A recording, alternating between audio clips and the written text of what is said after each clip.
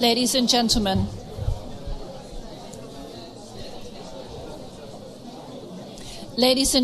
may I have your attention, please? Thank you. EADI members, friends, ladies and gentlemen, I would like to welcome you to this very special occasion, celebrating the 25th year of our journal from EADI, the EJDR. The EJDR has come a long way from its humble beginnings as a bulletin in the 1980s. It now has, according to the very clear standards set by our peer community, 5 issues a year, an ISI status, and a solid impact factor.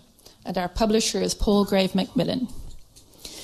This has been the result of the dedication and hard work of successive editorial teams, many of whose representatives I see here.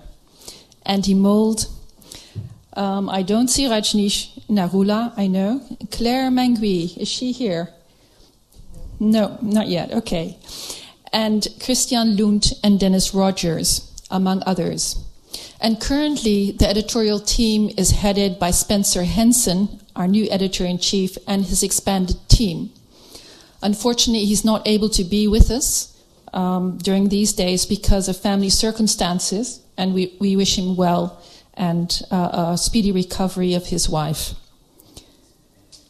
For many years, the journal was hosted by the Graduate Institute in Geneva, with the very able support of our then journal administrator, Barbara Kochlin, without whom the journal organization could not have been as successful as it became. Recently, the host institute of the journal has shifted to IDS Sussex, whom we thank heartily for their support. These have been changes, major changes. However, there's also continuity in the work done for the EJDR. Helen O'Neill was our very first editor-in-chief and later became president, as we all know, was a head of the publications committee and a very strong early promoter of the journal. We are very welcome to welcome her back. Is she already here? She's coming, I know. In that capacity as well as capacity of past president of the EADI. This continuity also stretches to the substantive contributors of the journal. The first themed issue from 1989 on technology and development in the Third Industrial Revolution was prepared by Charles Cooper and our speaker of this evening, Raphael Kaplinsky. He has also guest edited a special issue of the journal recently, focusing on Chinese investment in sub-Saharan Africa, which received a great deal of international attention. This makes it very fitting that he is our speaker this evening to talk about his ideals on sustainable growth in a globalizing world. Raphael Kaplinsky is Professor of International Development at the Open University and was earlier with IDS for about 36 years, spanning 3 important decades in which ideas about development and the development architecture changed dramatically. He was also with SPRU and has a personal background coming from South Africa, was very much involved in the development of post-apartheid industrial policy and played a pioneering role also in the work program on Asian drivers. Since then, he's also worked, as many of you know, on global value chains and is currently setting up a new program on industrial innovation. Without further ado, let me give the word to Raphael Kaplinsky, please.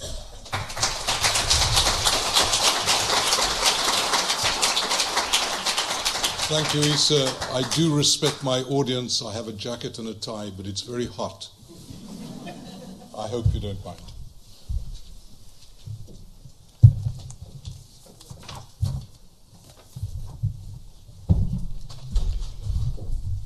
Well, thank you. It's a great pleasure to be with you. I'm a great admirer of the journal, and I would like to pay my personal thanks to Andy, to Barbara Kochlin, and to Raj Narula I know other people have been involved in the journal, but I think the journal has grown up in the last 3 or 4 years and is now really a mainstream, and I don't mean that in a derogatory sense in the way we talk about mainstream economics, but it's a mainstream development journal, and congratulations to Andy and the others. Andy is the one person here. I also want to go and watch the football at 6, but it'd be more difficult for me to slip out, so if some of my Dutch friends, if that's not an oxymoron, decide to do that, that's fine with me. Now, much of what I'm going to say today you will have heard before. I believe I've got something relatively new to offer at the end of my talk, but in order to get there I want to retrace some ground which some of you may think at the beginning, my God, we've heard this before from many people, not just from Rafi, but there you go, you're stuck with me, and I hope that's okay too. As Issa mentioned, I do go back a long way. Emmanuel Descartes set Charles and myself up to do that in 1989, and it's great to see the way the journal has grown up. Okay, so let's think about the possible reasons why participating in the global economy does provide for sustainable incomes. Adam Smith said that the route to productivity change was in the division of labor. It was in division of labor for 3 reasons. Firstly, workers get better when they repeated themselves. Secondly, they could put things down. They didn't have to waste time putting things down and picking new tools up. They kept their mind going the whole time on their work. And thirdly, it would lead to the development of a specialized innovation and capital goods industry. He said also, very importantly, that the degree of the division of labor is a function of the size of the market. It's obviously very important. And that, of course, has bearings on export markets, because large markets allow for increasing division of labor, the reaping of scale economies, and that's especially important, as you will expect, for small economies or for economies with small markets. There's another reason why you might think, and we might target participating on the export side as a way of providing sustainable growth, and that is firms exporting learn about new markets, learn about new technologies. And for these, there are other reasons as well, and other reasons. Clearly, they are fruits. There are gains to be gained from participating in the world economy. It also provides the scope for comparative advantage, specializing in trading in competences and capabilities, and that all sums up into a wonderfully creative win-win alternative for everybody in the world, as long as there's full employment, which mainstream economics tells us is going to happen. Once you take away that assumption, some of the gains from global insertion are muted. Nevertheless, there are reasons to believe that, and there's experience from countries, that participating in the world economy does indeed provide the possibility of sustained income growth. But it doesn't always turn out that way. And if you get it wrong, you can easily get yourself involved in a race to the bottom. I've referred to that as immiserising growth, defined as an increasing in economic activity, but despite the increasing economic activity, more people put to work, more capital put to work, more land made available, more energy going into the system.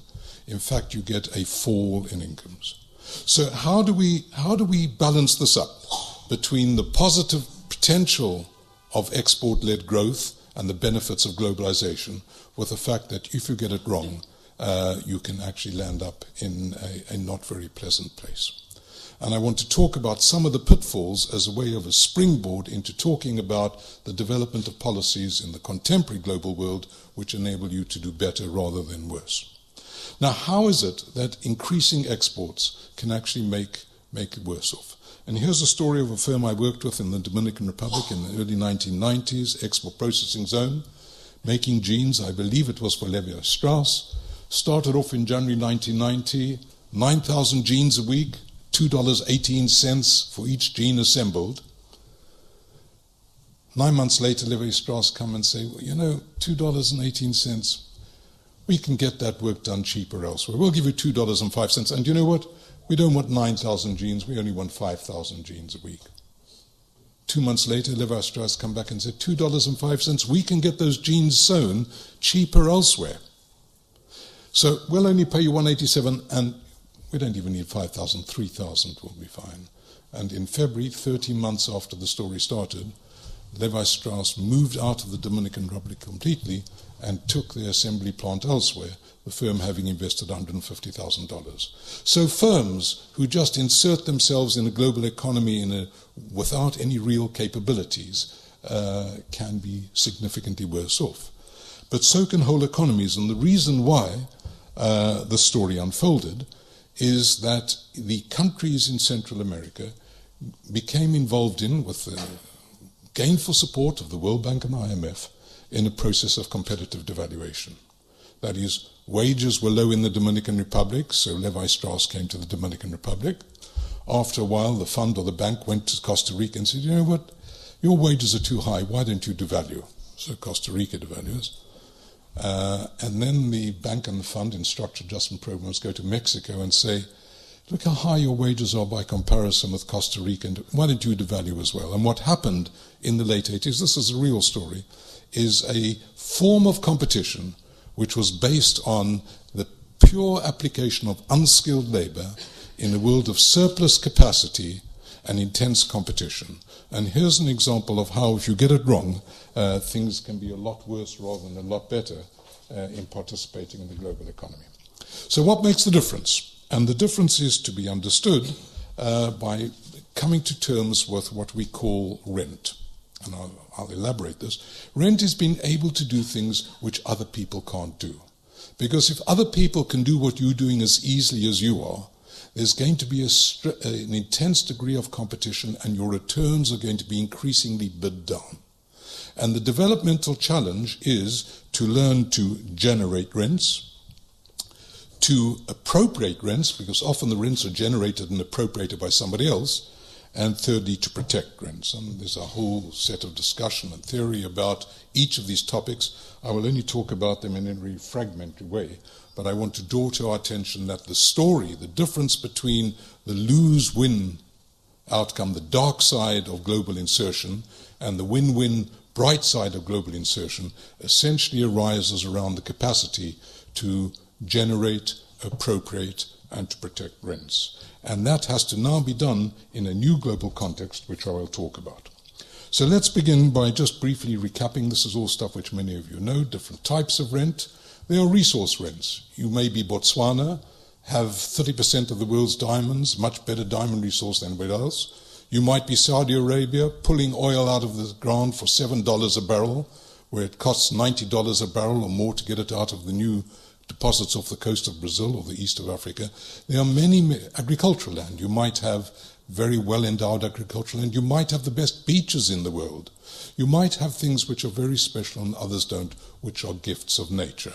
And if you do, that can be, and I'll talk about under what circumstances it will be, that can be a route to gainful insertion in the world economy. And another type of rent are those rents which are created in the process of production. And the name which comes to mind is Schumpeter, and I'll just take you through the Schumpeterian model. Schumpeter says if you think of a rate of profit and you think over time, the process of competition basically drives everybody into a rate of profit which is essentially the cost of borrowing capital. I don't want to go into the details of it, but it's essentially a floor. Once the rate of profit goes below it, people move out of production and the profit rate goes up.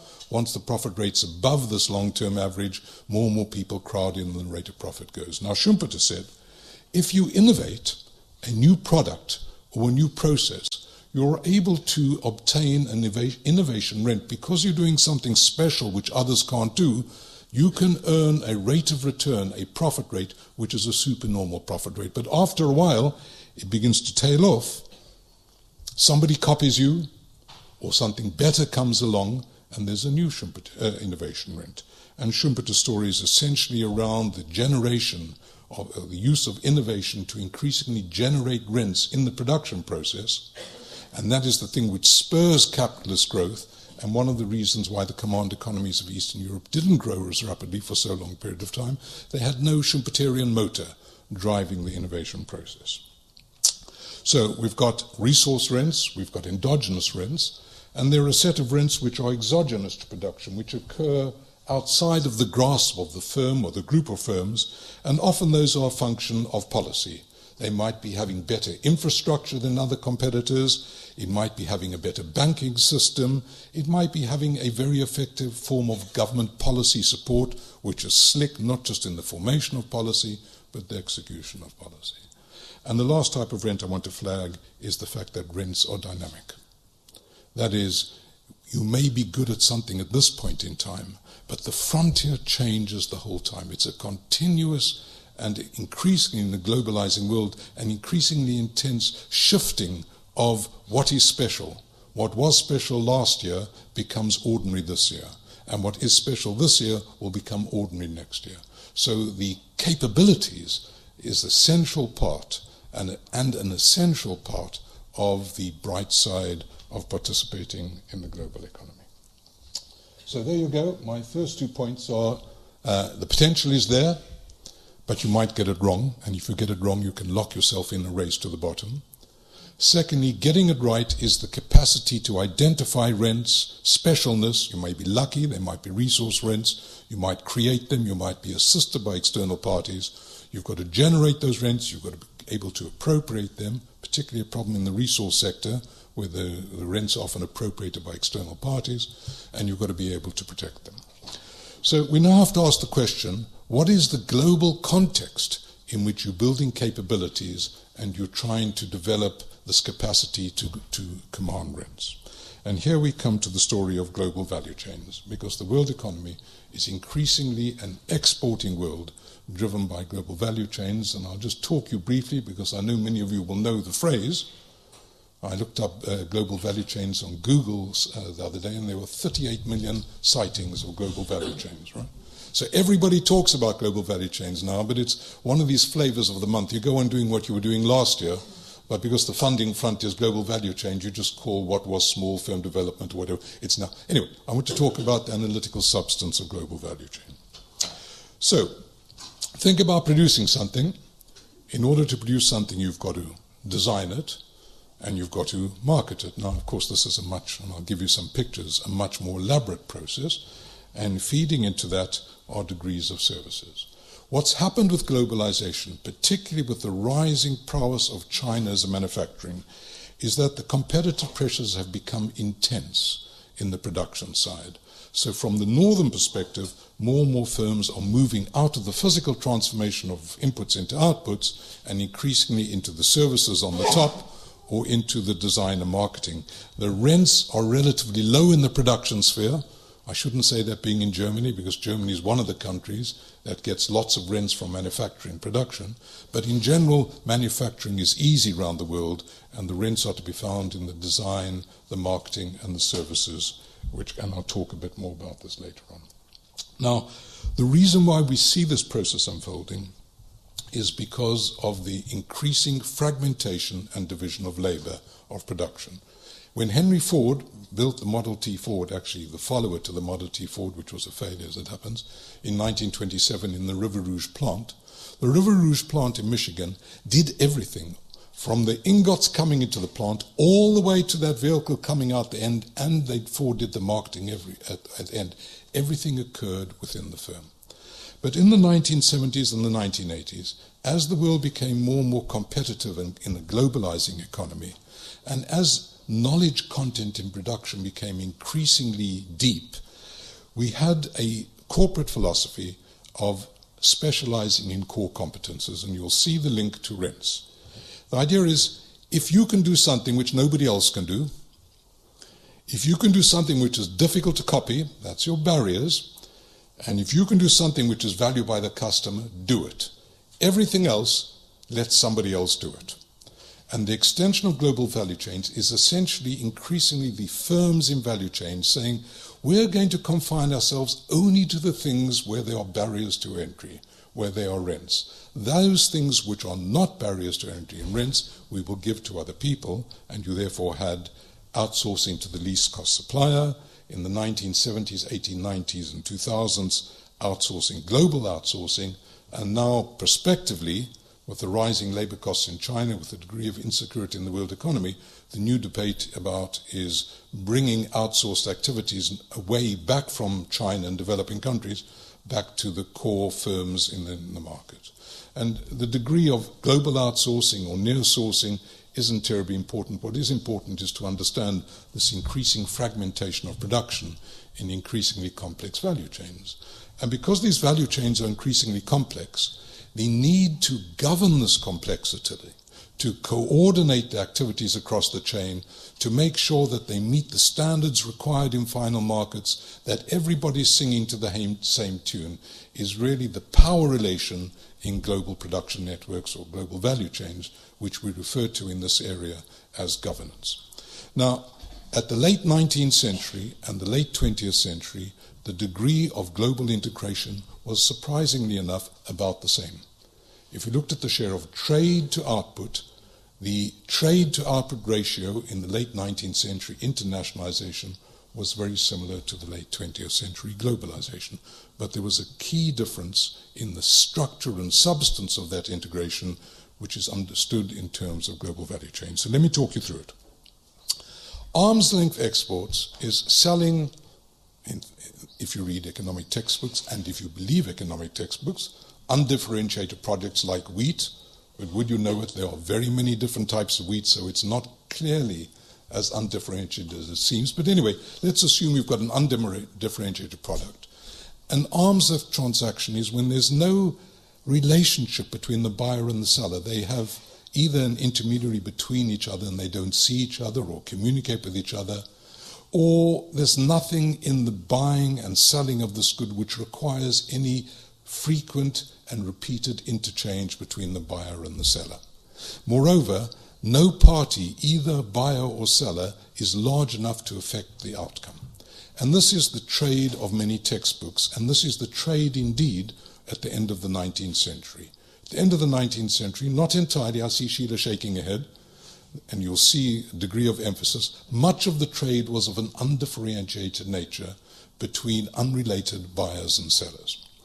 At the other end of that spectrum, you get foreign direct investment. You get value chains which are wholly within a single firm. Now, what we're seeing is the emergence of trade in intermediate products. As the value chain fractures and as people produce increasingly fine, and I'll give you some examples later on, parts of the production, more and more of global trade is in these unfinished products. They are parts of product which are exported to somebody else who includes them in something else and exports it to a third or fourth or fifth party. And these two, trade in intermediates and foreign direct investment, when there's a repeated link between the buyers and the sellers in these extended value chains, which is subject to coordination and governance, is what we talk about as being global value chains. And I'll give you some idea later on of the degree of importance of this group of non-arm's length trade, trade involving ongoing relations, it's relational trade, stickiness between buyers and sellers across the chain. Now, if you think of the share of world trade, this is entirely made up, okay? It's entirely notional. It looked a bit like this in the end of the 19th century. Sheila's shaking her head again. I'm sure she'll disagree with me. Much trade being in unrelated trade between buyers and sellers of an arm's length nature, and an increasing amount of foreign investment, particularly as the first 2 decades of the 20th century unfold. And notionally, that's the sort of world we're living in at the moment. And it doesn't matter whether I've got the proportions wrong or right, but the key part of the story, as you will see later on, is something like 75% of global trade is now in these categories of global value chains. It's very, very important. So it's a structural shift now at the end of the 20th century compared to the end of the 19th century. And what we've got to get our minds around is how we apply these ideas of rent, generation, appropriation, and protection in a world where trade is increasingly in governed value chains, which repeated sticky relationship between parties along the chain. So, you see where I've taken us so far? You can insert yourself beneficially or detrimentally in the world economy. It depends how you do it, whether you have sustainable growth or not. Whether you get the better outcome depends on your capacity to generate, appropriate, and protect rents. And you have to think about this now in a global context where increasingly trade is governed and concentrated buying and selling by private sector parties, so that as global trade laws, what's the word I'm searching for, tariffs went down, as the impediments to global trade at the government level went down, we see a corresponding increase in the impediments to trade, which are now private sector impediments, where the rules of market entry are now rules of market entry driven by private sector firms who are governing global value chains. Right, so I now want to talk about two major families of global value chains and then to give some idea of what the policy agendas are in each of these types of global value chains. And this is where we're getting to new territory. You will have all have heard a lot of this in the past. I think this distinction I'm going to make between additive and vertically specialized global value chains has, to my knowledge at least, and my correspondent colleague Mike Morris, not been done before. Okay. The first type of value chain is what we've called additive value chains, which you can see in the case of cocoa. You grow, you ferment, and you dry the cocoa. You harvest the beans, you roast the beans, you grind the beans, cocoa liquor. You can see a process of gradual accretion of value to a product as it goes through the process until branding and marketing reaches the final consumer. Forgive me, I switched my phone off. Has anybody got an iPhone? Would you just wave it to the audience, please? Okay. The iPhone 4, retailed in the US for $495. Your phone, it's the 4 or 5 you've got. Say it's the 4. Yeah. It was exported from China for $179. That says $5. That's a mistake. What was the value added in China?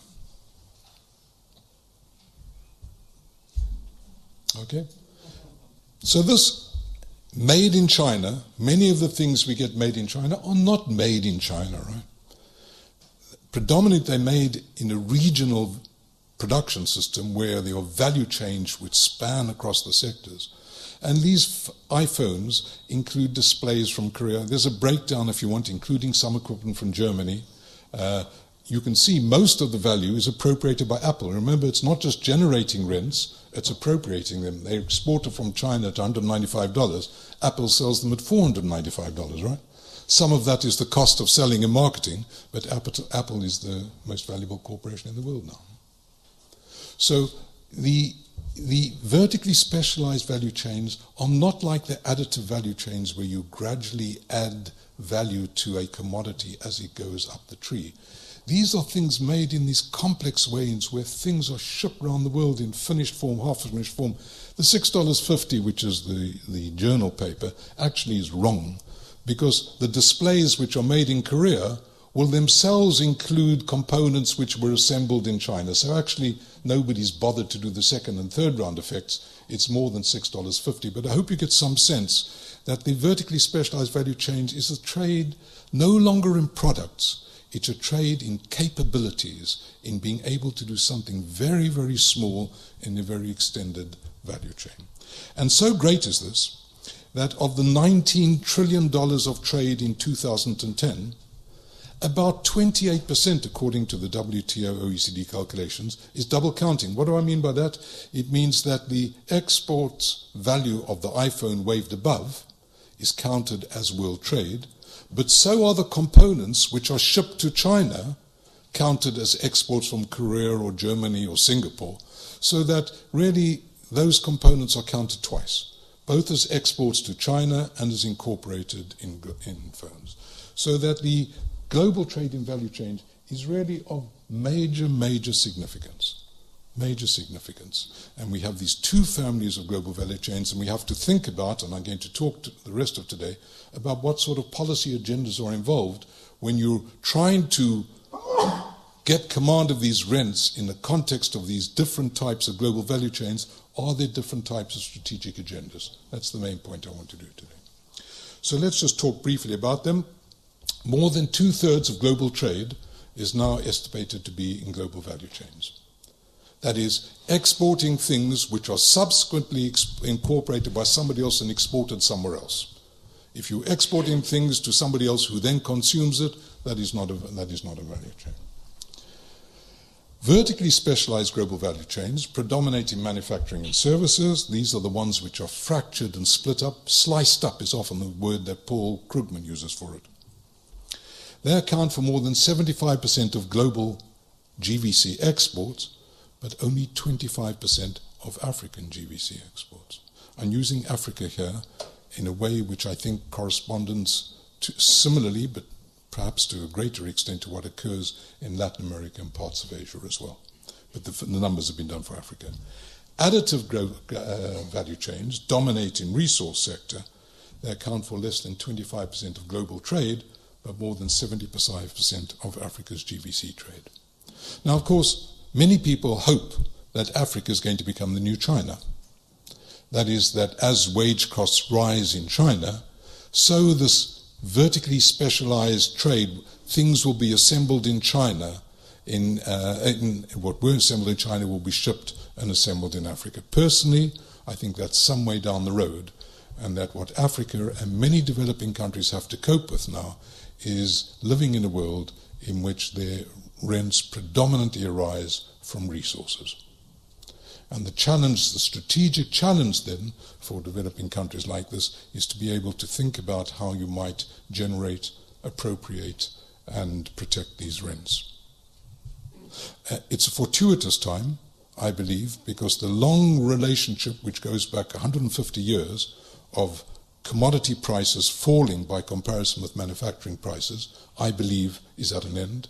I know we have a dip at the moment, but I think for many years to come, resource prices are going to remain high. And watch agricultural prices this year as El Nino hits.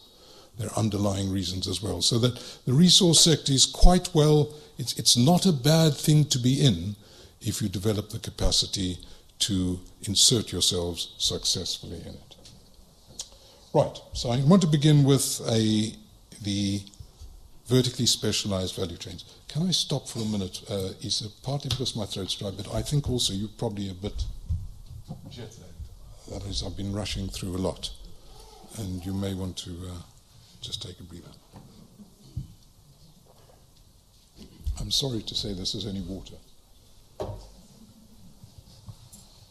Okay, so I'm going to just briefly map out some of the key components of an agenda, strategic agenda in global value chains, because you get some quite surprising outcomes. The first thing is, we all know this is the story of export-oriented growth, is to get rid of tariffs and quota restrictions on the import side. Give yourself access to the cheapest and best quality imports. Give incentives to export, and at the very minimum, take away all disincentives to export. And if you can do that by bringing in foreign investment with tax exemption or holidays, freedom from labor legislation, subsidies, accommodation, all the better. And make sure that the at-the-border transactions, getting things out the country, is as easy as possible. And this is important. I met somebody in Kenya some years ago, Manu Chanderi, I don't know if the name means anything to you. And I said, Manu, you're building any more plants in East Africa? He said, no, all our stuff now comes from China. I said, he said, but you know the trouble with China is? They're making us go into the interior. But he said the thing about China is that if I have any problems and I go to a local authority, somebody fixes it immediately. They will do everything they can to make it possible for me to export effectively. So the first thing, strategic agenda, if you're going to go into these vertically specialized value chains, get rid of all the grease on the import side, the tariffs which are unnecessary, all the quota restrictions. Do everything you can to make it easy to export and try and bring these exporting parties into you. The second one, and this is a bit of a shock, you'll see these in China's special economic zones and their EPZs in Latin America and other countries. The second one is a bit surprising, which is to thin out. I wish I had a pointer. If you look at the vertical axis, you have the degree of value added. And industrial policy in the past was always to move as deep as possible into your value adding, to deepen your presence in a sector. Once you go into global value chains, the first thing you do is to say, thin out. There are a whole lot of things I'm not going to do. I'm going to specialize in a narrow part of that story. I may, over time, after I've entered GVCs, begin to upgrade and deepen, and I'll talk about it. But the key policy agenda here, once you've freed up your import side and your export side, is to accept that actually you want to give up many parts of what you were doing before and not to continue with the old trajectory of deepening. There's a big challenge to the mindset of industrial policy there. The third one is, once you've got that, is to target your sectors and make sure that your national systems of innovation, your universities, your research institutes, your service firms, are there to support the upgrading of your firms entering global value chains, and so that you do what the Japanese did, what the Koreans did, and what the Chinese are doing. And this is a trajectory of upgrading. A value chain framework on the top says, I'm going to talk about 3 types of upgrading. Upgrading of your process, upgrading of your product. You remember I showed you that slide of moving out of manufacturing to marketing or design? That's called functional upgrading, changing what you do in the value chain. So take the case of Samsung. It starts off original equipment assembly, the iPhone assembly. Then it goes into the manufacturing of the iPhone. Huawei is doing it in China. Okay, it's now beginning to make its own phones. Lenovo. So that's your process upgrading. Then you start saying, well, we can add value by designing. You find this in laptop sector with the Chinese, particularly the Taiwanese firms, begin with the OEA, assembly and manufacturing, then go to design. And then I remember when I went to Kazakhstan in the late 1980s, the first thing I saw from the airport were just billboards everywhere with the word Samsung on. Couldn't buy anything Samsung there, nothing. But what they were doing is they were positioning themselves to take advantage of functional upgrading, where the rent's often to be had in the brand name. And you can see along the bottom, as you move along this trajectory, increasingly you do disembodied, knowledge-intensive things rather than the physical job of transforming. Now, you don't have to go through this, but the fact is most countries and firms that have become successful at vertically special value chains have followed this trajectory. So that's the end, because I'm having to be brief, of my story on the strategic agenda for vertically specialized value chains. What about the strategic agenda for additive global value chain insertion? Because that's a different type of story, isn't it? Okay.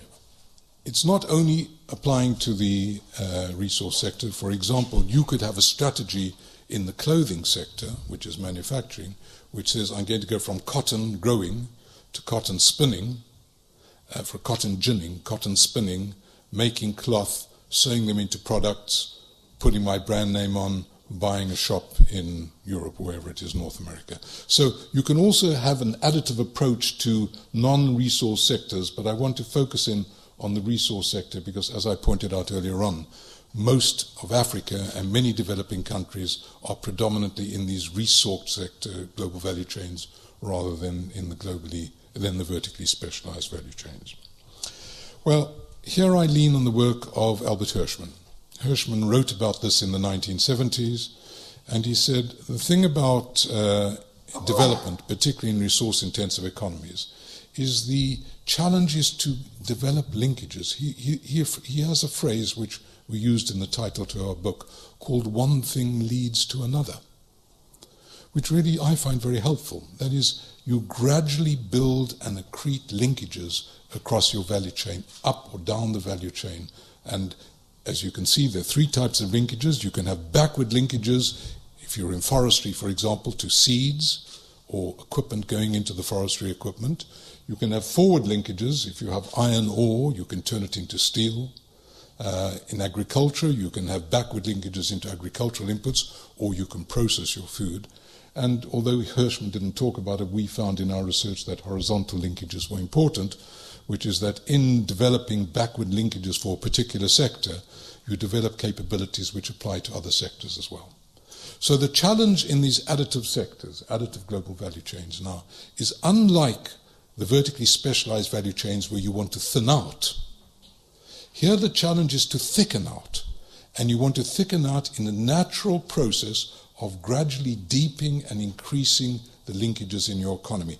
The first segment of that graph, you remember that graph of the thinning out, is really where the additive value chains need to be, and that has implications. And you will recognize all the policy instruments. I've given you some examples, sectoral targeting. You're allowed to intervene in import markets. You're allowed to protect your manufacturers by putting controls on imports. You're allowed to intervene in export markets. In Indonesia now, you're not allowed to export unprocessed raw materials. The firms have got to process them in intermedia. Big crisis in the bauxite industry. Indonesia, which is a big provider of bauxite, will not allow raw bauxite to be exported. I hope that's an iPhone 4. Infrastructure is critical. This is what we found in Africa for linkage development. Skills, education, training, and the general national systems of innovation become important in linkage development. Surprisingly, because it runs against the orthodoxy, ownership's very important. Very important. And it's not just foreign or local ownership. It might be Chinese versus non-Chinese ownership, or an increasingly fine, I don't have time to talk about the role of ownership in linkage development, but take my word for it, we found that ownership was quite important when we looked at linkage development in Africa. Local content policies are important, and often that has important implications for standards. In Tanzania, the linkage capacity in the gold mining industry was undermined by the Australian firm which built the mines in the first place, imposing Australian standards on all the pipe work, when the pipe-making facilities in Tanzania were geared to metric standards. So the capacity of local firms to feed inputs into these mines was undermined because they didn't tackle the problem of standards right at the beginning of local content. Before you even have industry, you've got to think ahead about them, but I'm drifting into detail. So these are things you'll all be familiar with. And I now want to talk briefly about the work we did on linkage development in Africa. We looked at 9 sectors in 10 countries, I think, thereabouts, doesn't matter. And we asked the question, what happened? Because my mentor, Hans Singer, and many of you will know Hans Singer, was very skeptical of linkages. He spoke about resource sectors being enclaves, isolated islands in the middle of nowhere, where no linkages feeding into, and Hans was very, very dismissive of the possibility of linkages. And we found a very different story, a surprising story. And the fact is that when you think about the core competence story, the mining companies and the agricultural companies actually want local linkages if they're outside their core competences. Far from them standing in the way and saying, we don't want any inputs, which Hans implied in his work, or you can't do it, they're desperate to get local suppliers to them. And what we found, if you think of it this way, we looked at a number of sectors. Most of the stuff the lead governing firms didn't want to do. Some things they did want to do, and they didn't want anybody getting in their way, right? So what happens as a natural matter, of course, is that you get the development of linkages. And we found surprising stories of linkage development in Africa. Nigeria, high-level services going into well construction and design, software. In Botswana, an increasing development with government policy of ability to polish and sort stones. South Africa, the only sector where South Africa is in net balance of payment surplus is mining equipment, backward linkages. However, the task of policy is to speed it up, and if you're right, to eat into the core competences. Unfortunately, if you get it wrong, you slow it down and you make it shallow. So the task now in these additive value chains is really to learn to promote linkages, not just through traditional industrial policies of the sort we've been speaking about, but also to begin to build on the market, to realize that this is not a win-lose relationship between the lead governing firms and local suppliers. Outside of the core competences, this is a win-win agenda. And if you do it correctly, as in Botswana, you do it well. If you do it badly, as in Tanzania, it's a complete disaster. So you've got a fashion, and the story of capability building is an important part of that story. So I know you're getting anxious, and I want to conclude with 4 final points. Can I just repeat where I've gone, or are you all happy with where I've taken us? You happy, or should I go? I think it's fine. Okay. All right, 4 final points. Firstly, as we know, industrial policy is back on the agenda. I'm not sure it is. Because we're not talking about industrial policy, we're talking about productive sector policy. Many of the things I've been talking about are not really in the realm of industry. They're in the realm of industry and agricultural services. We are now talking about developing your economic capacity in terms of capabilities rather than products. It's no longer industry. It's narrow segments of industry, sometimes with services allied to it. It's an agricultural sector in Africa, and many developing countries. Sorry, I'm speaking about Africa because I'm an African and that's where we've done our research. But these things apply to other sectors as well. So the key thing now is that it's respectable to talk about policy. Everybody now recognizes that as we have deindustrialization in Europe and North America, we just unfortunately use the wrong phrase and we go about it in the wrong way. It's productive sector policy, not industrial policy. Secondly, we have to think about these policies, let me loosely call them industrial policies, in a different way. Our history is to talk about this as an issue of supply. How do we develop the supply capabilities to operate effectively in global markets? But one of the things about global value chains, which I haven't had a chance to talk about in detail, it's too much depth, is the critical driver of global value chains is not the supply side, it's the buyer side. It's the demand side. So the challenge now in developing, generating rents, appropriating and protecting rents, is somehow to be able to integrate both the supply side of the story and the demand side of the story. That is, you can only understand the supply side if you understand the buying side of global markets. And I could give you very many examples. The furniture industry comes to mind. We worked in a number of countries where selling furniture to IKEA, for example, the only thing you can do to IKEA furniture is make your process more effective. Don't try and design products for IKEA. That's their territory. Incidentally, that's where the rents are to be found. And what IKEA will do, will go around the world, which Walmart will do, all these firms will go around the world, is promote productive capabilities where the rents are low and competition is high, trying to force the prices down by building competitors. But the real story, the way in which you can develop these rents, the Sang Sud story, is to talk about the buying side of this as well. Anybody eat Divine chocolate? Do you know Divine chocolate? Made by a Ghanaian cooperative. They realized that actually most of the money in chocolate is in the final marketing and retail of chocolate. So there's a Ghanaian cocoa cooperative which now sells Divine chocolate in Europe, trying to get its mind around access to markets and the supply capabilities you require to it and the synergy between the two of them. And believe me, when we've looked at the policy framework, I've just finished a large report for the African Export-Import Bank. They said, tell us how to enter export markets, tell us about supply chain development, and tell us about clusters, the role of clusters. And what they hadn't thought about is that unless you understand the operations of the global buying market, you can develop clusters and supply chain policies until you're blue in the face. You're not going to generate sustainable incomes. You've got to get your mind around those two as well. So the second policy agenda for additive value chains, the second final conclusion, both. First one was around productive sector policy. Second one is around policies which look at both the supply and demand side. The third one is getting the policy story right. And I want to just break the policy story down into a number of different steps because we found in our work on Africa that it turned out to be quite important. You've got to have an architectural strategy. Where am I going to go? That strategy has to be translated into specific policies. Unless those policies have sanctions and incentives, they are worthless. Moreover, the policies must align.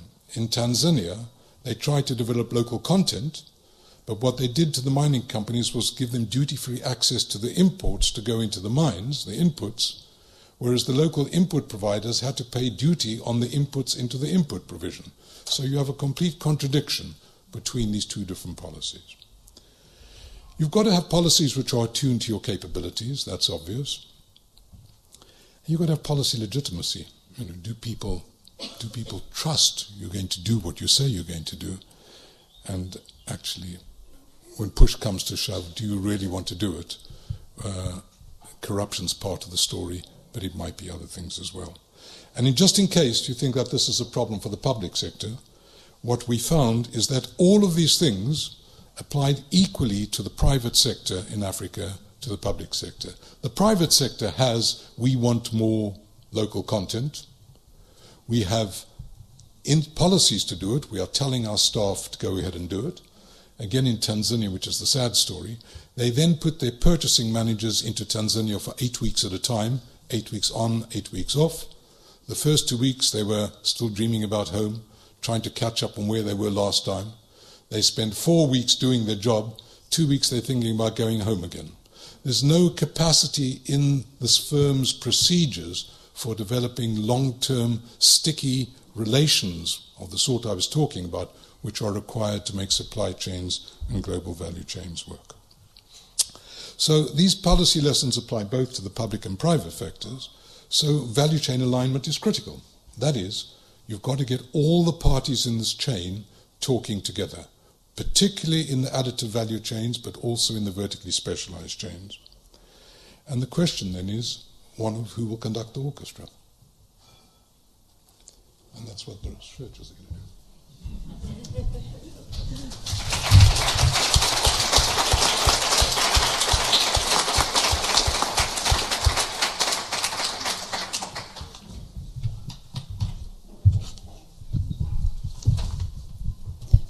Thank you very much indeed for this very, I would almost say, a bird's eye view of a whole discussion, and also leaving us with the main question at the end, a very challenging question. So I think that I would like to do is throw open the floor and talk together. I've had a request from our speaker indeed to make this a more interactive session, so rather than posing questions only to him, we would like to have an interactive discussion with everyone here as well as with our speaker. So please, who can I give the floor? Sheila.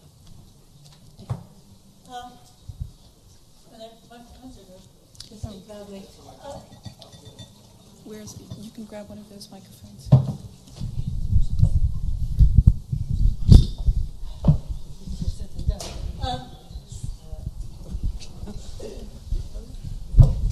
Sorry. Thank you very much. Since Rafi saw me frowning, I was frowning actually more about the how much of this is actually new than about disagreeing with what actually happens. But I think that actually does therefore affect how we should analyze it in policy. So if you allow me, let me question the newness. I remember, you may remember, back in the early 80s, the international agencies suddenly discovered so-called counter-trade, in which you had to import, if you wanted to import X, you had to export Y in order to get all the permits. And I interviewed an industrialist about this, and he honestly couldn't understand what I was asking. And finally he said he had never done a clean deal in his life, by which he didn't mean that he was corrupt. It meant that he was always looking at what was going to come next and what he could do for the other person and what the other person could do for him. And I think the idea that there was ever any arm's length trade is rather a fiction. It may exist in a few textbooks, although most of them are slightly better nowadays. But it certainly didn't exist at the end of the 19th century. It didn't exist long before that. I mean, the East India trading companies, both of them, were the multinationals of their day. They controlled as much trade as any multinational do now. Trade has always been among very few people, and therefore it has never been arm's length. So I would put a lot more emphasis really on the policy and on the changes. To me, the changes now are that there are probably more possibilities for people to do small trade in just one stage of production. It's that change that's important. It's not the change from arm's length, from a fictional arm's length trade to a company trade. It's that there actually are more traders now than there were. It's not arm's length, but it's finger's length anyway. There's a little bit more possibility for companies to do one thing well, whereas in the past the assumption was one company was going to control that whole sector. So I think that's the change. Okay. Thank you. I see a hand there. Yeah, please. Thank you. My name is Pierre Jacquet. I'm with the Global Development Network in New Delhi. I have two questions, if I may. The first one is about what you call markets, because you actually told the story about division of labor, and that can apply to markets in a geographical dimension or in a depth dimension, the product of individual demand and demography. But if it's a geographical dimension, then it will stop at some point. So are you telling us a transitory story where a situation in which the basic source of rent creation through division of labor will actually ebb down because all possibilities of division of labor might be exploited? How do you see the future of this story over time? Or is your story a story today because the world is not fully integrated and you are telling us that there are benefits of integration to reap? The second question is about the parts of rent that you didn't discuss for time reasons in your talk, basically appropriation and protection. It seems to me that a big part of the story is not only the way in which rents are appropriated, that can be through conflicts, through barriers to competition, and it seems that your story is a story of fair competition, unfettered competition, which is creating a lot of political economy questions, not only from the public policy side, but also from the side of lobbies, because the companies will always lobby for getting rent protection above what a competitive market might dictate. But it also linked to the use of the rent, and that you have not really mentioned. You have appropriation, you have protection, but then the way in which the rents are used is important. And as we all know from natural resource management, the way in which the rent coming from natural resources is used for development is not an easy question in most developing countries. Thank you. There's one more hand right at the back that I saw earlier. Please come forward and use the microphone so that we can hear you properly. Yeah, thank you very much for your talk. My name is Bernhard Reinsberg from the University of Zurich, Chair for Political Economy and Development. And I would be interested more in whether the two choices of the global division of labor, so vertically integrated value chain or additive value chain, whether countries do have a choice or whether it's completely deterministic. And also, if countries have a choice, then what would be the political economy predictions that you make? Because also countries must decide, so using the words of Hirschman, exit or voice, do they really want to integrate into such a global division of labor? Thank you. Okay. Should we give him a chance? Do you want to come back on those points? I think we should start with you and then perhaps draw in some other people. Okay, I was suggesting to Issa that the people in the room might want to respond to the same questions, but here's my take. I can only say I disagree with you, Sheila, and so does the World Bank and the World Trade Organization, the OECD, because they're in a state of panic. Their numbers don't mean anything anymore. Did they ever? Did they ever? Well, but they believed them. Going from Italy to Argentina to help with the harvest at the beginning of the 20th century. It wasn't counted as a re-export, but some of the wheat from Argentina was then a re-export. We just didn't have the OECD adding the numbers up. Okay, so I don't know if the back can hear the story. Sheila's saying, wasn't it always that way? But I want to alert you to what's now a major drive by the OECD, the World Bank, and the World Trade Organization are trying to measure this all, right? Because what do your export mean when 28% of world trade is double counted? What does manufacturing output mean? What does manufacturing mean when we talk about the deindustrialization of Europe? We're really talking about things which were previously incorporated in manufacturing firms, which are now classified as service sector activities, but actually there's not a real great structural difference in many senses. So I can only say that my first thing, I think the extent has clearly changed.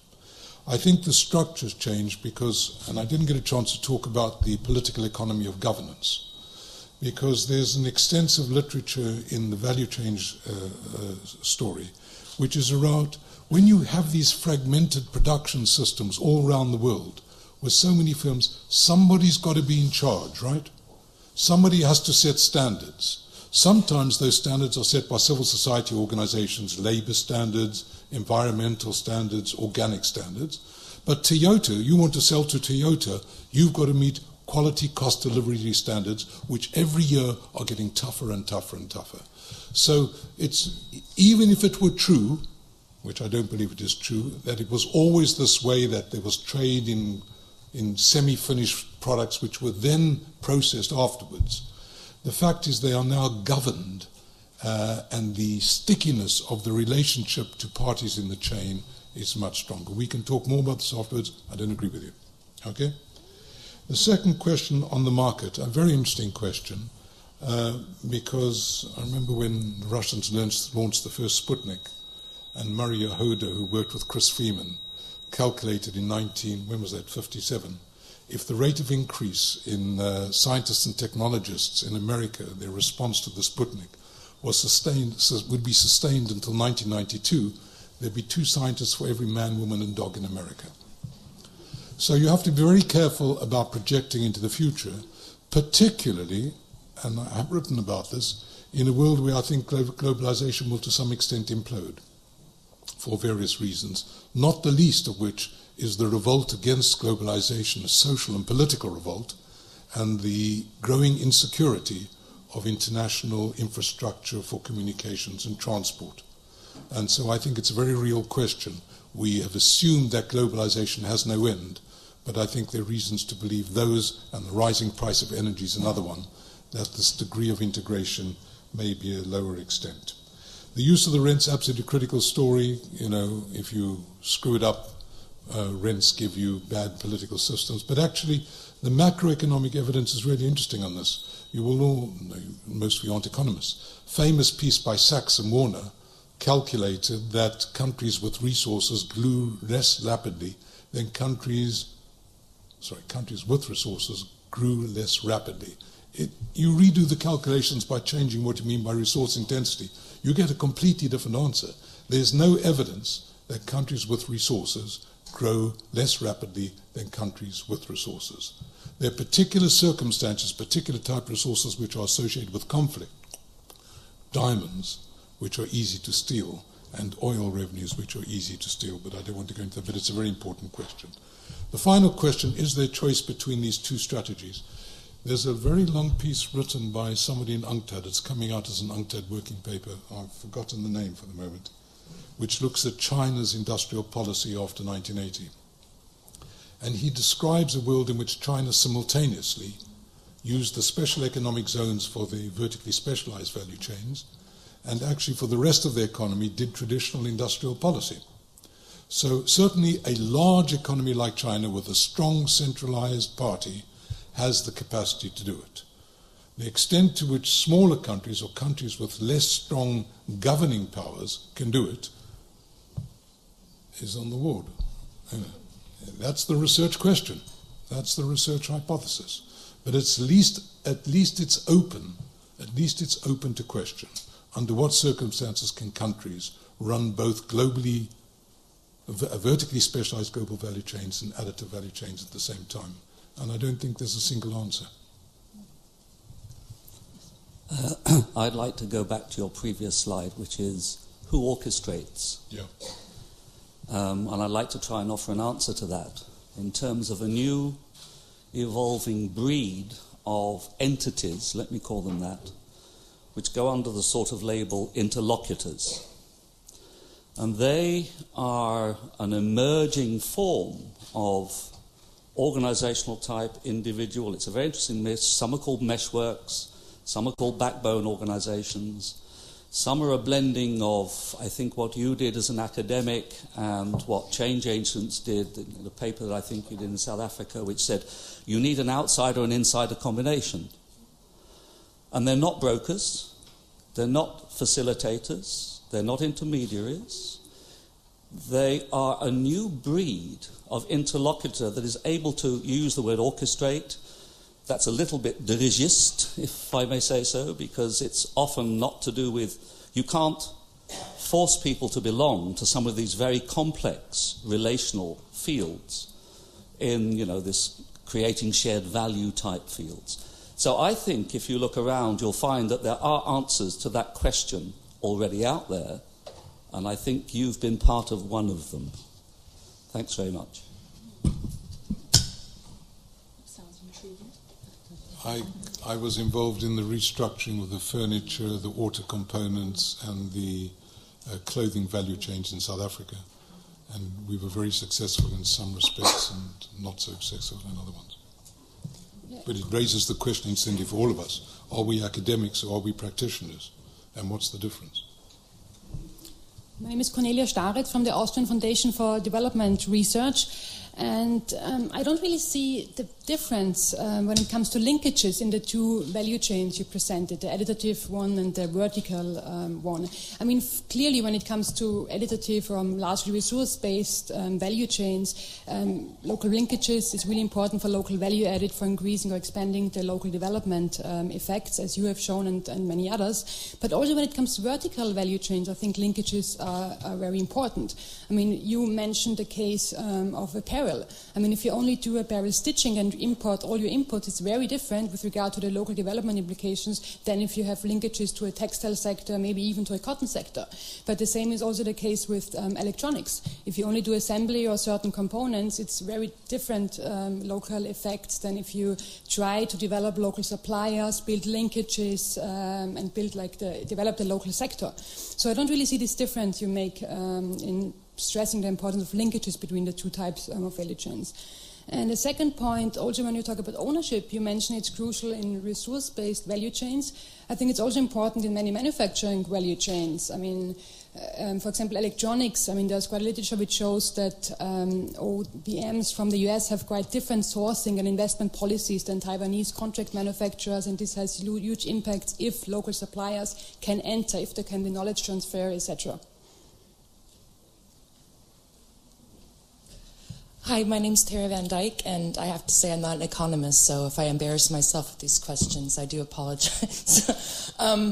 When you talk about the value chains, I kept on thinking, well, isn't this kind of a monopoly then, and kind of a concentration at the top, where the most value or the most rents can be achieved? And so my question then is, in terms of development, isn't that problematic? Because it seems like you're describing there's a space for a lot of growth and innovation, but it's a shrinking space that only so many people would be able to participate in. And so I'm wondering, isn't that a problem for the goal of inclusiveness in terms of labor work, job generation, this type of thing? And on that note, just as maybe a bit of a political critique, is that I don't think it has to be set in stone that the productive activity is undervalued. I think that that's also a cultural decision that we make. And on the other part of the way of breaking into these things, I was thinking about Apple and Samsung in terms of intellectual property rights and the various things that larger players can do to make it very difficult for people who want to break in, and I guess in the more formal aspects. And so I was just wondering if you could comment on those things, or maybe it's just a comment. And the last part, in terms of who governs this and where these chains sit up or not, I'm wondering if you could talk about financial institutions, financialization, and that type of thing, in terms of also prices and markets and these sorts of things. Thanks.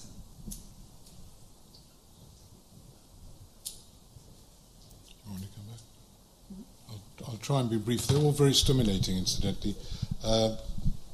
First one, I agree with you. I think we could go on for a long time, and I can't. There are new parties out there.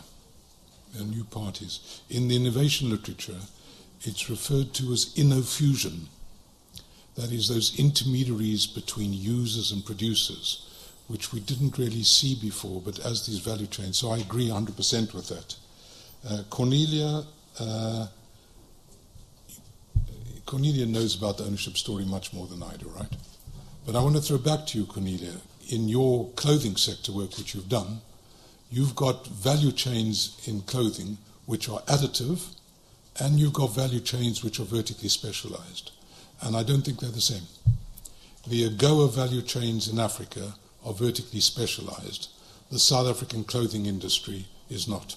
And I think that they have very different policy implications. So while I take your point that linkage is ultimately the story we're talking about, those linkages might be more, the Roderick story, Houseman and Roderick clustering on trees, and linkages of like capabilities. I'm sorry, I'm speaking code to the people who know this literature. It's around linkages of like capabilities rather than additive value chains. So I think on the last one, very interesting point about concentration, because the question was from a political scientist, does this mean that the power is always going to the top of the chain? And it doesn't. There's a really interesting phenomenon out there that the second tiers in a lot of these chains are becoming more powerful than the first tiers.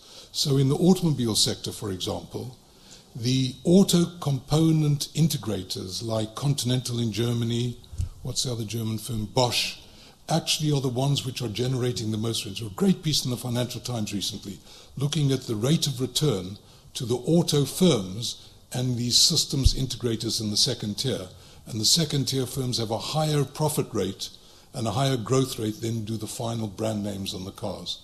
And in the clothing sector, it's really interesting. The power is shifting in some respects away from the final buyers to firms like Li & Fung in Hong Kong, who are becoming, it's called triangular manufacturing, systems integrators. They're the ones, it isn't Nike who chooses where its clothes are going to come from. Nike goes to Li & Fung and says, look, that's our design. Make sure, structural point, that it follows labor standards, organic standards, and environmental standards. I don't care where you get it from, but make sure it's arrived 100% quality in my stores all over the world. And the real power in that chain, in many respects, is now shifting to these system integrators. My final point. The thing which struck me in looking at the program today, I was really, if I may say, shocked at us as a community and not to you, Isa. I didn't see the word China once in the whole program. Nor did I hear the words disruption, nor did I hear rising powers, nor did I hear rising Africa, nor did I hear emerging powers. And this is a major disruptive force in the world, including on global value chains. And the reason I want to draw this to your attention is the following. When we looked at crisis in the North, and I know the conference is around the rise of the middle classes, the new consumption power in the world is in low and middle income countries. And it's the new middle class, although it's defined in such a large category, it includes everybody except those starving and those who are very rich, but I'm sure we'll talk about that. But selling into those final markets requires a different structure of value chains to selling into final markets in the North. So we had researchers, for example, one working on timber in Gabon, one working on cassava in Thailand. And when the market shifted from North America, it's a pity Peter Norringer's gone to football because he's working on this at the moment. We'll catch it. Make a point of embarrassing him when he comes in, right? I see Cecil's there, so we could do that. But anyway, when the market shifted to China from Europe and North America, environmental standards went out the window, labor standards went out the window, and the barriers to small holders, small producers in these value chains was diminished. Because when they were selling it to very demanding northern markets, the standards which were required to meet those markets required literacy, numeracy, and certification, which is very expensive. Certification for small producers is very expensive. When the market shifts to an emerging country, it's not that the Chinese are inherently bad or Indian consumers are inherently bad, they don't care about the environment.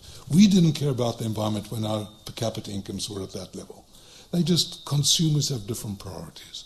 So the structure of these value chains are now being, the vertically specialized value chains as well as the additive value chains, I should have added that to my talk, are now also being disrupted. This wonderful phrase in innovation studies, disruptive innovation.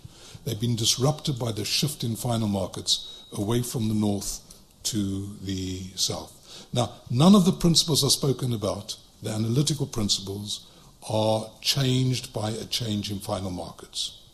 It's just that the way they work themselves out in these two different types of value chains will be different. Thank you for showing up or throwing up this extra challenge to us all. I think we have to take that.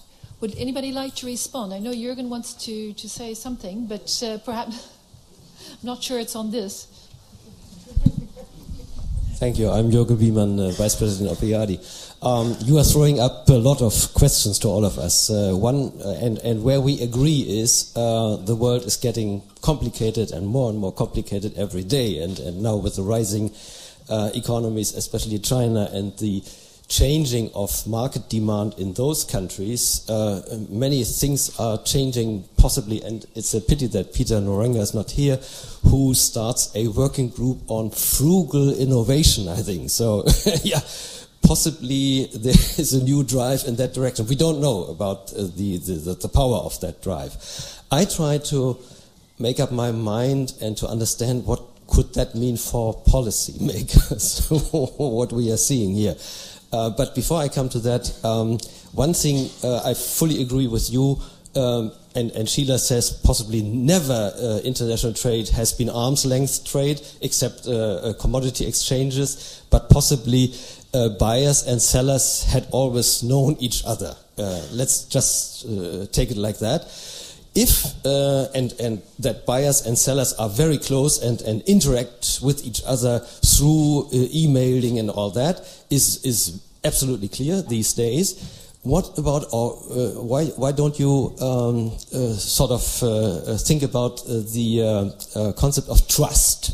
I mean, many people, Francis Fukuyama and others, say trust is the value of the day, or the currency of the day. If there is trust between buyers and sellers, or if there is trust between whole groups of buyers and sellers, that is the essence. How do you establish trust? What is the role of governments in establishing trust among their own clusters of producers and between buyers and sellers? Very, very complicated. And then, if in the past, Sheila and many others have recommended to the governments, you dismantle trade barriers on both sides. That is your business, and that is a very simple, or it sounds like a simple business. If we are thinking now about industrial policy or policy for the productive sector, positive policies, incentives, encouragement, we are very close to corruption, yeah, Sheila, because then governments have to listen to the companies who are trying to get into contact with buyers outside, either in Europe, in US, or in China, and then they listen to them and, what do you need? What do you need to get into that business? And possibly they need some money. And so we are very close to corruption. I really am puzzled, and possibly all of us, what is the essence, or what can be the recommendations for policymakers? Possibly they are completely different for the different sectors. And I fully agree with you, we have to get out of the concept of agriculture, industry, services. It's all involved, yeah? It's all one thing, and many policymakers may still think in these categories. So this is one thing. We have to change their mindset and say, hey, this is not the business of the day. But I still have no answer on what can we tell policymakers. Should they get into the business of standard setting? That cannot be done by small countries. Can be done by Europe, can be done by the US. Huge debate we have between US and Europe about standards, but it cannot be done by a small African country. I don't think that you will have the answers now, but we have some more time during this conference to talk about them. Thank you. My first degree was in social anthropology, and I'm technically an economist, but I'm wholly unable to teach economics to anyone. And the reason is, it goes back to your point on the iPhone. Once you go into the real world, you realize that our disciplines are obstructive. And I think your point about trust is absolutely critical. I mean, all the literature in the area I work in is essentially around trust. It's around trust in vertical value chains. It's about trust in clusters and global production networks. I haven't spoken about it. It's about trust between governments and their populations. And that's why we, as a community, we need to be able to meld, find some way, which we do actually. I think we should pat ourselves on the back. As a field of study, we do it. And I just want to reassure you that people working in this area, trust is absolutely central. And the interesting, I don't know if the name Danny Roderick means much to many people, but he's really one of the most interesting non-mainstream economists around. And Roderick speaks about governments and the private sector going on a journey together. He says, it's not a matter of market failure or of state failure. Both parties are ignorant. And the strategic challenge is to get these two parties to work together. So I don't know how many of you know the Greek poem Ithaca. It's about Karavari going off to Ithaca, and having the most extraordinary adventures on the way. And as they approach Ithaca, the guy realizes, what, the point isn't the destination, the point's the journey. And I think that that's a metaphor for policy. Policy is essentially around a process. Roderick says the paper's unimportant. And it's true, the paper is unimportant. My own country, South Africa, has the best paper in the world, and it has the worst implementation in the world. There's an obsession with the product and not with the social process. So I very much agree with you that this issue of trust and the social nature of accumulation is critical. I could talk on other issues as well. You did me one disservice when you spoke. You said that my new research area is inclusive industrialization, it's inclusive innovation. And it's very important, because we're in a world where, according to the previous figures from the World Bank and the IMF, the World Bank, which are in the process of being revisioned, the number of people living in absolute poverty in Africa has increased from 220 million in 1990 to 385 million. So we've got a major problem of exclusion in we have it in Europe, we have it in North America. So inclusion is really the main agenda we all have to front, and innovation has a part to play in that. It's not all of the story, it may not be most of the story, but it's, again, over to us now to work out what part of the story and what policy instruments make inclusive innovation work. I think we can't end better than that. Thank you very much indeed for this discussion, for this presentation, and for raising these questions, which we will be coming back to in the course of this conference. Thank you very much.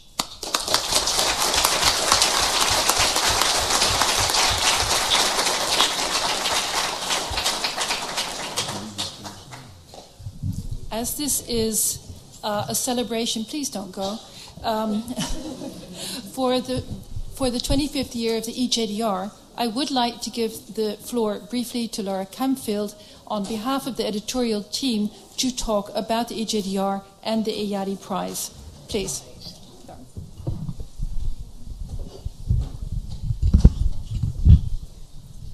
Right. I haven't given a great deal of thought to what I'll say because I came in somewhat at the last minute. But it's very exciting to have Professor Kaplinsky speak so clearly and compellingly, and particularly because there's obviously a link in that you were the guest editor for our first issue in 1989. So it's exciting to be here celebrating the 25th anniversary of EJDR, but also nested within the much bigger celebrations for EADI. And obviously, we hope in the journal that we'll continue to work very closely together. We're also excited about getting an impact factor a couple of years ago, and we're seeing a great increase in contributions. And looking around at some of the very interesting looking papers being presented, we very much hope that you'll want to contribute as well. And if that interests you, then come along to the Paul Grove stand afterwards and you can talk to some of the editors. I'm not sure that I would add much more, except to thank EADI for inviting us here and for all the support that you've consistently given us over the years. Well, thank you indeed. That's our pleasure. And on that note, let me invite you to the drinks. Is it just outside here? With our publisher, Paul Grave Macmillan. Thank you all very much for coming. Yeah.